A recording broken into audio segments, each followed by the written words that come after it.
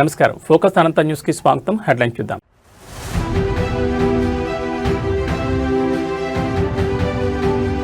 నారావారిపల్లికి చేరుకున్న చంద్రబాబు కుటుంబ సమేతంగా సంక్రాంతి వేడుకల్లో పాల్గొన్న సీఎం.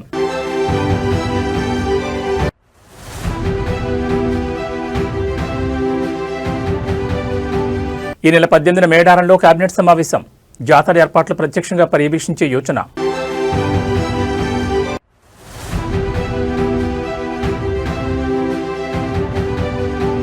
మరోసారి మా ఇల్లు ఆశ్రమంలో ఎన్ఐఏ అధికారుల సోదాలు. ₹1,00,000 నగదును, కొన్ని పేపర్లను సీజ్ చేసినట్లు సమాచారం.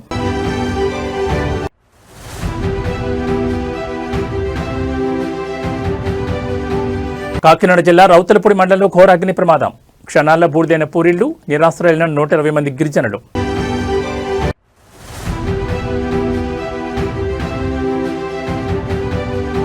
సరిహద్దుల్లో తోకముడిస్తే ఊహించని దెబ్బ. ఉగ్రవాదులకు ఆర్మీ చీఫ్ స్ట్రాంగ్ వార్నింగ్. ఇక డీటెయిల్స్ చూస్తే సీఎం చంద్రబాబు నాయుడు స్వగ్రామమైన నారావారిపల్లిలో సంక్రాంతి సందడి మొదలైంది. సీఎం కుటుంబ సమేతంగా సంక్రాంతి వేడుకలను స్వగ్రామంలో జరుపుకున్న నేపథ్యంలో గ్రామం అంతటా ఉత్సాహకర వాతావరణం నెలకొంది. ముఖ్యమంత్రి వస్తున్నారనే సమాచారంతో తెల్లవారుజాము నుంచే గ్రామస్తులు ఆయన రాక కోసం ఎదురుచూస్తున్నారు. భారీ ఫ్లెక్సీలతో పాటు స్వాగత తోరణాలను ఏర్పాటు చేశారు. ఈ క్రమంలో ఎట్టకేలకు సీఎం చంద్రబాబు స్వగ్రామానికి చేరుకున్నారు. కాకినాడ జిల్లాలోని సార్లంకలో జరిగిన అగ్ని ప్రమాదంపై మంత్రులు, అధికారులకు దిశానిర్దేశం చేసిన అనంతరం ఆయన నారావారిపల్లికి చేరుకున్నారు. ఈ సందర్భంగా ప్రజలకు ఘనస్వాగతం పలికారు. సీఎం చంద్రబాబు నాయుడు తన కోసం వేచి చూస్తున్న గ్రామస్తులను స్వయంగా పలకరించారు. వారి సమస్యలపై అర్జీలను స్వీకరిస్తూ గ్రామంలోకి ప్రవేశించారు. అందరికీ పండుగ శుభాకాంక్షలు తెలిపారు. సీఎం రాకతో గ్రామం అంతటా హై అలర్ట్ వాతావరణం నెలకొంది. పోలీసులు, సీఎం వ్యక్తిగత భద్రతా సిబ్బంది కట్టుదిట్టమైన భద్రత ఏర్పాట్లు చేశారు. అయితే సీఎం కంటే ముందే నారావారి కోడలు, మంత్రి నారా లోకేష్ సతీమణి నారా బ్రాహ్మణి గ్రామానికి చేరుకుని సంక్రాంతి సంబరాల్లో భాగస్వాములయ్యారు. నారావారిపల్లెలో సంక్రాంతి సంబరాల్లో పాల్గొన్న సీఎం చంద్రబాబు నాయుడు కుటుంబం సంబరాల్లో భాగంగా ఏర్పాటు చేసిన కార్యక్రమాలకు హాజరవుతున్నారు. నారా భువనేశ్వరి, బ్రాహ్మణులు ముగ్గుల పోటీలను పరిశీలించారు. పండుగ సందర్భంగా ఏర్పాటు చేసిన క్రీడా పోటీలను సీఎం కుటుంబంతో కలిసి వీక్షిస్తున్నారు. కోలాటం, చిన్నారుల ఆటల పోటీలను తిలకిస్తూ ఆనందంగా పండుగ జరుపుకుంటున్నారు.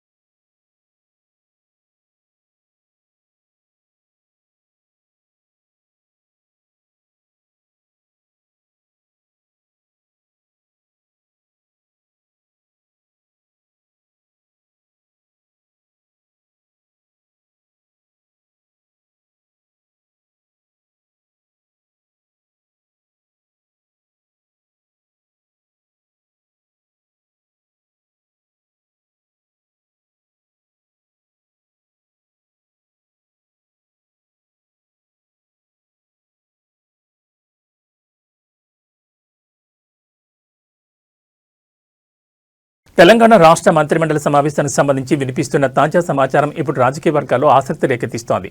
ముఖ్యమంత్రి రేవంత్ రెడ్డి నేతృత్వంలో ఈ నెల 18వ తేదీన రాష్ట్ర కేబినెట్ భేటీ కానుంది. అయితే ఈ సమావేశం నిర్వహణ వేదిక విషయంలో ప్రభుత్వం ఒక వినూత్న నిర్ణయం తీసుకోబోతున్నట్టుగా తెలుస్తోంది. సాధారణంగా సచివాలయంలో జరిగే అత్యున్నత స్థాయి సమావేశాన్ని ఈసారి ములుగు జిల్లాలోని ప్రసిద్ధ గిరిజన క్షేత్రమైన మేడారంలో నిర్వహించేందుకు ప్రభుత్వం మొగ్గు చూపుతున్నట్లు సమాచారం.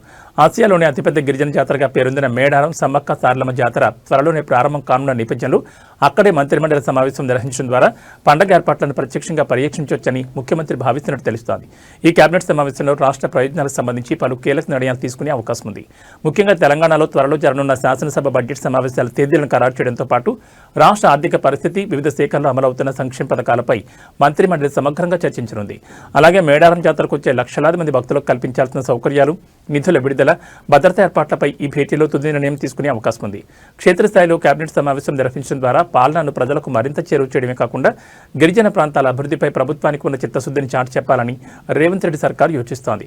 ఈ నెల 18న జరిగే ఈ భేటీ తర్వాత రాష్ట్రానికి సంబంధించి మరిన్ని కీలక ప్రకటనలు వెలువడే అవకాశం ఉందని రాజకీయ విశ్లేషకులు భావిస్తున్నారు.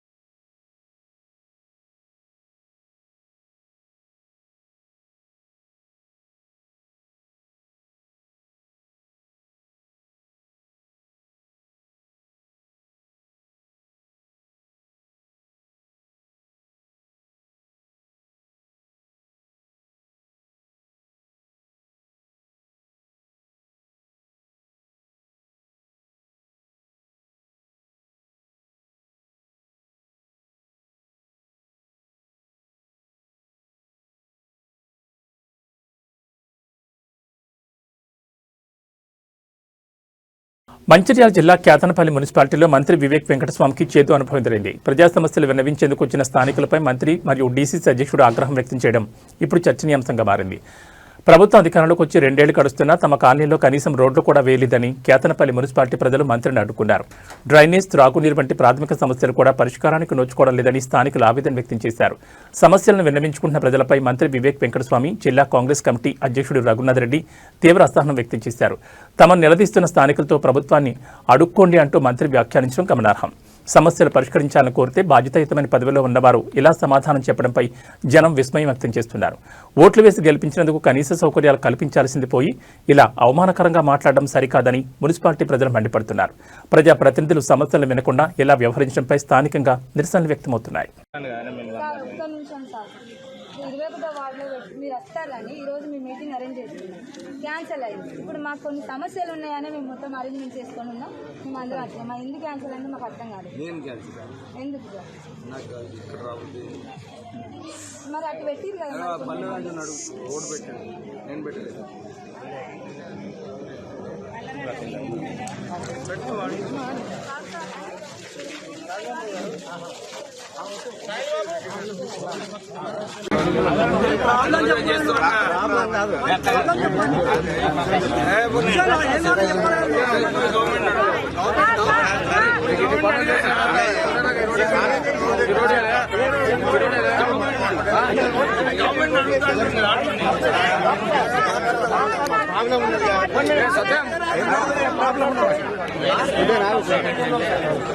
అడగడం తప్ప రోడ్డు చేస్తా కదా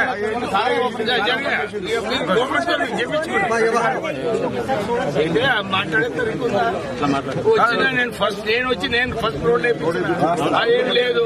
మీరు గవర్నమెంట్ ఎందుకు లేదు? రోడ్డు ఇది ఇంతకు ముందు ఉన్న రోడ్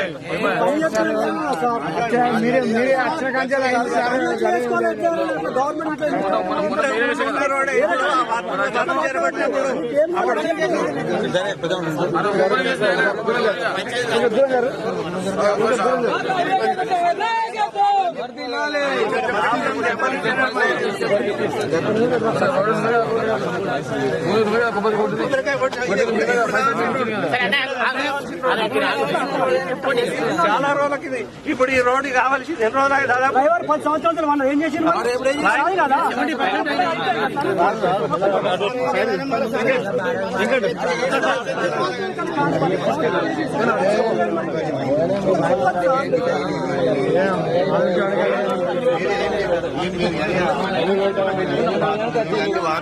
మాజీ మావోయిస్ట్ నేత గాదే ఎన్నయ్యను నేషనల్ ఇన్వెస్టిగేషన్ ఏజెన్సీ అరెస్ట్ చేసిన విషయం తెలిసిందే. జనగాం జిల్లా జాఫర్గఢ్లోని మా ఇల్లు ఆశ్రమంలో ఎన్ఐఏ అధికారులు మరోసారి సోదాలు నిర్వహించారు. ఇప్పటికే అదుపులోకి తీసుకున్న గాదే ఎన్నయ్య ఆశ్రమాన్ని మరోసారి తనిఖీ చేశారు ఎన్ఐఏ అధికారులు. గాదే ఎన్నయ్య స్వగ్రామమైన సాగరంలో తనిఖీలు కొనసాగుతున్నాయి. ఏకకాలంలో ఆయన మా ఇల్లు ఆశ్రమంతో పాటు స్వగ్రామంలో నీ ఇంటిని క్షుణ్ణంగా తనిఖీలు చేపట్టారు.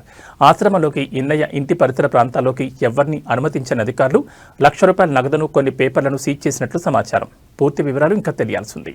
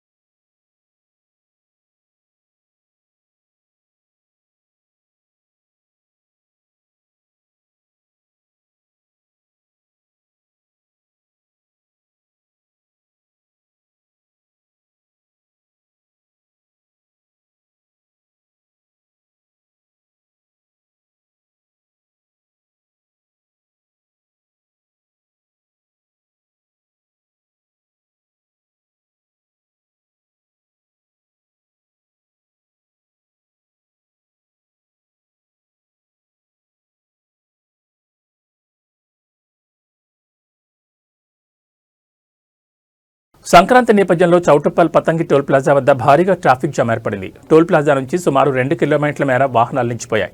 ఈసారి సంక్రాంతికి 4 రోజులుగా రికార్డు స్థాయిలో వాహనాల రద్దీ పెరిగింది.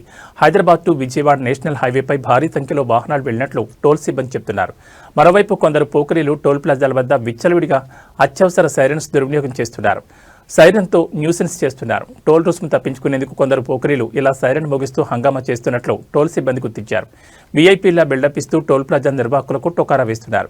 ఈ నేపథ్యంలో సైరన్ చప్పుడుతో మిగతా వాహనదారులను హడలెత్తిస్తున్నారు. 3 రోజులుగా సైరన్లతో పతంగి కొర్లపహట్ టోల్ గేట్లను దాటుకుంటూ వందలాది వాహనాలు వెళ్లినట్లు సిబ్బంది చెబుతున్నారు. ఫలానా ఎమ్మెల్యే బామర్దిని, మంత్రి గారి బంధువున్నట్టు ఫేక్ వీఐపీలు టోల్ సిబ్బందిని బురిడి కొట్టిస్తున్నారు. దీంతో పోకరీల సైరన్స్ పోలీసులకు సవాల్గా మారింది.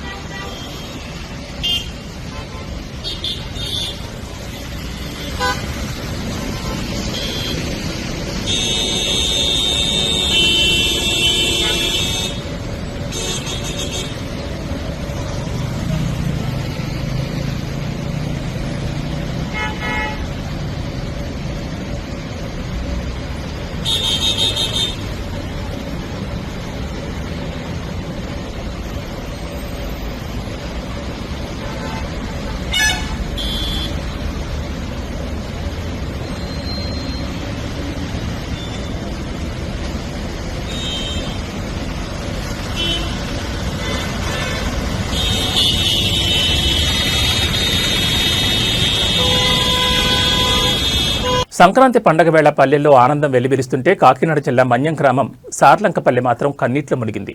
పండగ సంబరాలతో కళకళ్లాడాల్సిన ఆ ఊరు ఒక్కసారిగా బూడిద కుప్పగా మారింది. సోమవారం చోటు చేసుకున్న ఘోర అగ్ని ప్రమాదంలో దాదాపు 40 కుటుంబాలు తమ ఇళ్లు, ఆస్తులను కోల్పోయి రోడ్డున పడ్డాయి.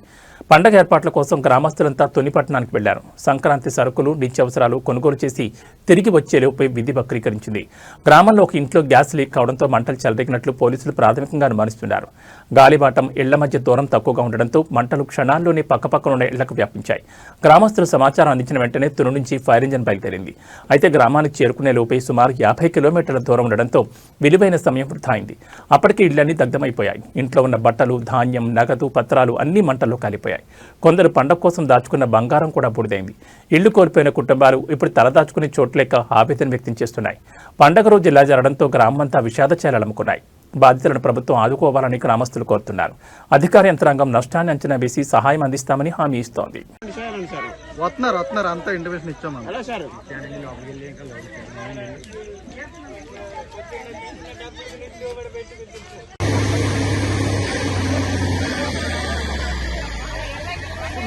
ఒక్కోసేపు ఏంట్రా ఒక్క ఇల్లు కూడా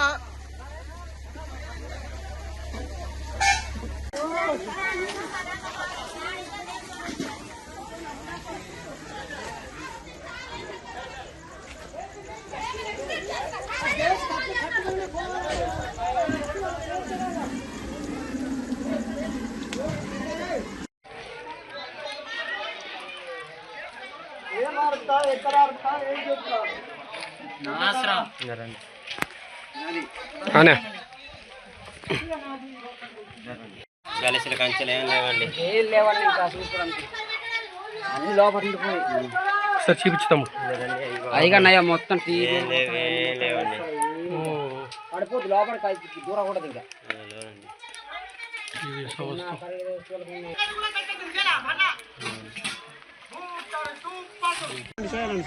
వస్తున్నారు అంతా ఇంటిమేషన్ ఇచ్చాము.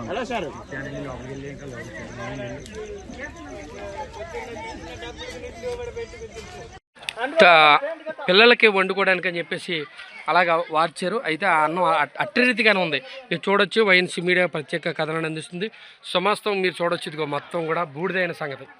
అంటే కనీసం ఏమీ లేదు. వాళ్ళతో తినడానికి వండుకున్న ఆహారం అలాగేనే ఉంది. మీరు చూడొచ్చు విజువల్స్లో.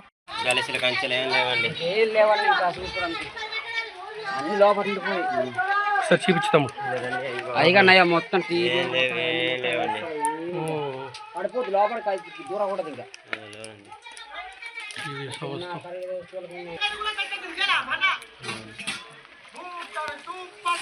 నల్గొండ పట్టణంలోని ప్రసాద్ ఉడిపి హోటల్ దారుణం జరిగింది. సాంబార్లో జెర్రీ కనిపించింది. పూర్తిగా తిన్న తర్వాత సాంబార్లో జెర్రీని గమనించిన ఓ వ్యక్తి హోటల్ సిబ్బందిని ప్రశ్నించగా పట్టించుకోకుండా నిర్లక్ష్యంగా సమాధానమిచ్చారు. భారీగా రేట్లు తీసుకోవడమే కాదని ప్రజల ప్రాణాలు లెక్కలోకి తీసుకోవాలని వినియోగదారులు ఆగ్రహం వ్యక్తం చేస్తున్నారు. ఈ తరహా ఘటనలు వరుసగా చోటు చేసుకోవడంతో ప్రజలు ఆందోళన వ్యక్తం చేస్తున్నారు. కాగా ఇటీవల విజయవాడ సూర్యారావుపేటలోని కాకినాడ సుబ్బయ్య హోటల్ భోజనంలో జెర్రీ రావడం కలకలం రేపిన సంగతి తెలిసిందే. ఫుడ్ అండ్ అడల్టేషన్ కేసు నమోదు చేసి హోటల్ను సీజ్ చేశారు. మరోవైపు తెలుగు రాష్ట్రాల్లో కొన్ని రెస్టారెంట్లు, హోటల్ నిర్వాహకాలు వెలుగులోకి వస్తున్నాయి. రోజుల తరబడి నిల్వ చేసిన పదార్థాలు, కుళిన ఆహారాన్ని నిబంధనలు అతిక్రమించి విక్రయిస్తున్నారు. అధికారుల తనిఖీల్లోనూ వాస్తవాలు బట్టబయలవుతున్నాయి. కల్తీ, కుళిన ఆహార పదార్థాలు తిని ప్రజలు అనారోగ్యానికి గురవుతున్నారు.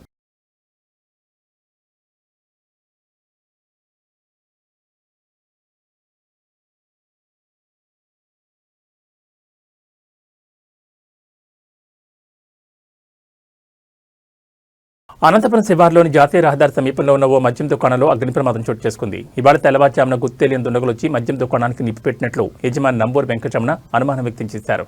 కాపలాదారులు లేని సమయం చూసి మద్యం దుకాణం ముందు ఉన్న ఆటోను తగలబెట్టినట్లు తెలిపారు. గమనించిన స్థానికులు అగ్నిమాపక సిబ్బందికి సమాచారం ఇవ్వడంతో సకాలంలో మంటలు ఆర్పేశారు. దీంతో పెద్ద ప్రమాదమే తప్పింది. మద్యం దుకాణాల్లో సగానికి పైగా మద్యం బాటిళ్లు కాలిపోయాయి. దీన్ని ఉద్దేశపూర్వకంగానే చేసినట్లు తెలుస్తోందని దుకాణం యజమాని అన్నారు. పోలీసులు దర్యాప్తు చేసి అగ్ని ప్రమాదానికి కారకులైన వారిపై కఠిన చర్యలు తీసుకోవాలని మద్యం దుకాణం యజమాని కోరారు. అయితే టీడీపీలోని వర్గ విభేదాల కారణంగా ఈ ప్రమాదం చోటు చేసుకున్నట్టు విమర్శలు వినిపిస్తున్నాయి.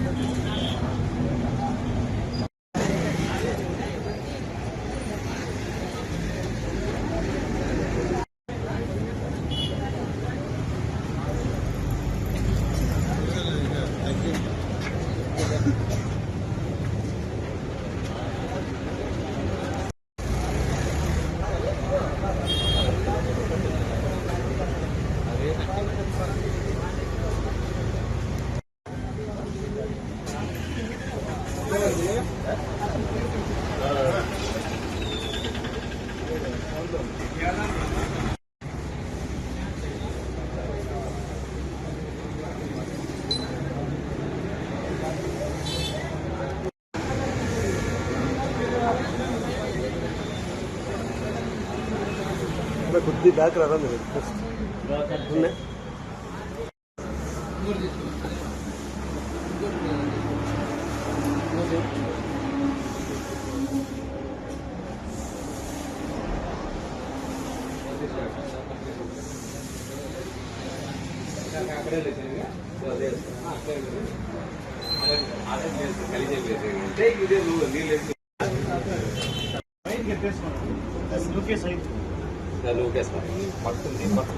మళ్ళా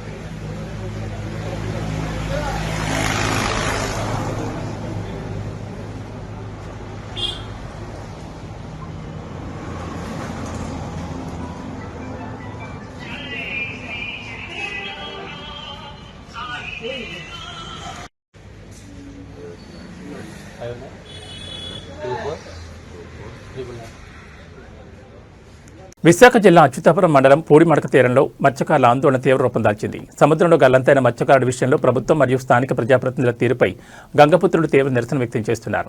3 రోజుల క్రితం సత్తయ్య అనే మత్స్యకారుడు వేటకు వెళ్లి సముద్రంలో గల్లంతయ్యారు. గల్లంతైన వ్యక్తి కోసం ప్రభుత్వం కానీ యంత్రాంగం కానీ ఎటువంటి గాలింపు చర్యలు చేపట్టలేదని మత్స్యకారులు ఆరోపిస్తున్నారు.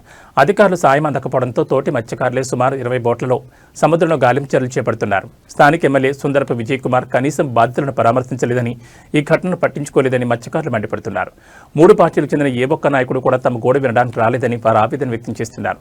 గల్లంతైన సత్తయ్య కుటుంబ సభ్యులు కన్నీరు మున్నీరవుతున్నారు. అధికారుల పర్యవేక్షణ లోపించడంపై సర్వత్రా విమర్శలు వ్యక్తమవుతున్నాయి.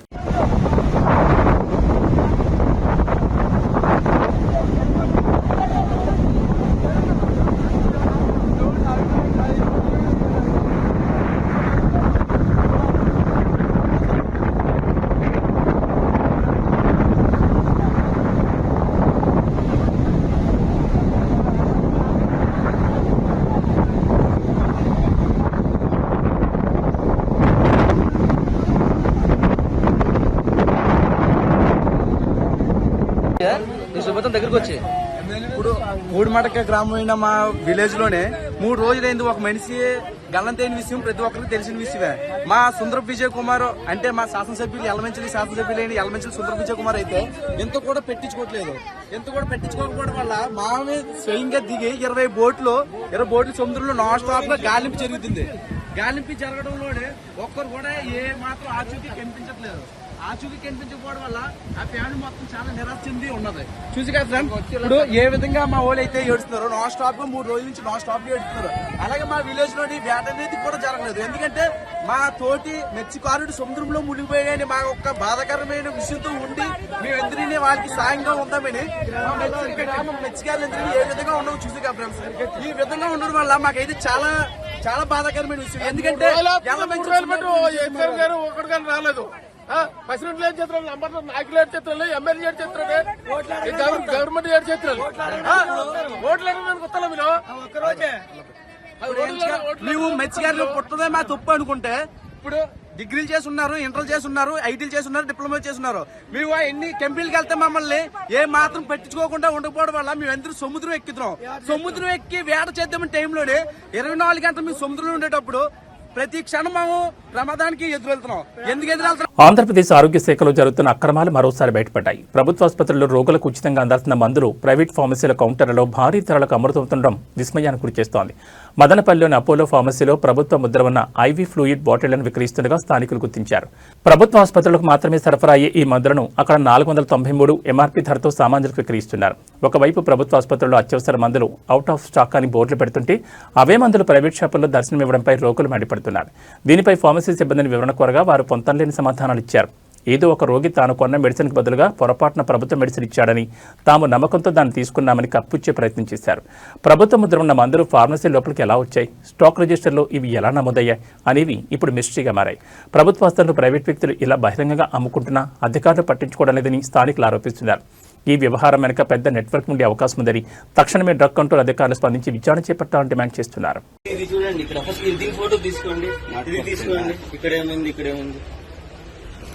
గవర్నమెంట్ మందులు అపోలో హాస్పిటల్ ఎలా వచ్చింది?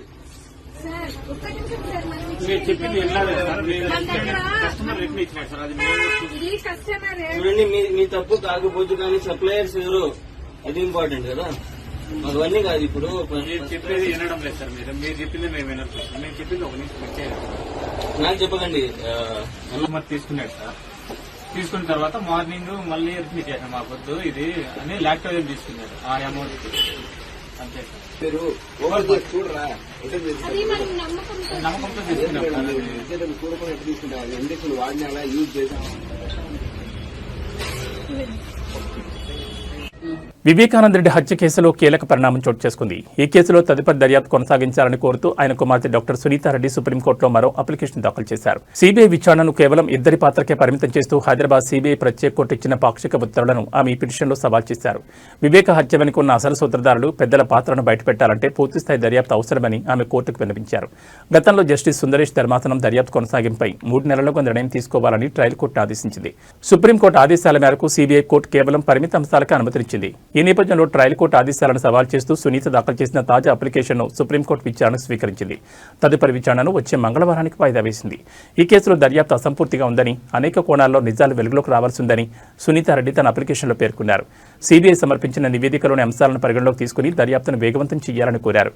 గతంలో సుప్రీంకోర్టు ఇచ్చిన ఆదేశాల మేరకు హైదరాబాద్ సిబిఐ ప్రత్యేక కోర్టు విచారణ జరిపినప్పటికీ విచారణను కేవలం ఇద్దరికే పరిమితం చేయడం వల్ల కేసులోని లోతైన కుట్ర కోణం వెలుగులోకి రాదని ఆమె ఆవేదన వ్యక్తం చేశారు. నిందితుల బెయిల్ రద్దు, సాక్షుల భద్రత వంటి అంశాలు కూడా ఈ వివాదంతో ముడిపడి ఉన్నాయి. సుప్రీంకోర్టు వచ్చే వారం చేపట్టబోయే విచారణలో సిబిఐ దర్యాప్తు పరిధిపై ఎలాంటి స్పష్టత ఇస్తుందోననేది ఇప్పుడు సర్వత్రా ఆసక్తికరంగా మారింది. ఇప్పటికే ఈ కేసు రాజకీయంగా పెద్ద ఎత్తున చర్చలకు దారితీసిన సంగతి తెలిసిందే.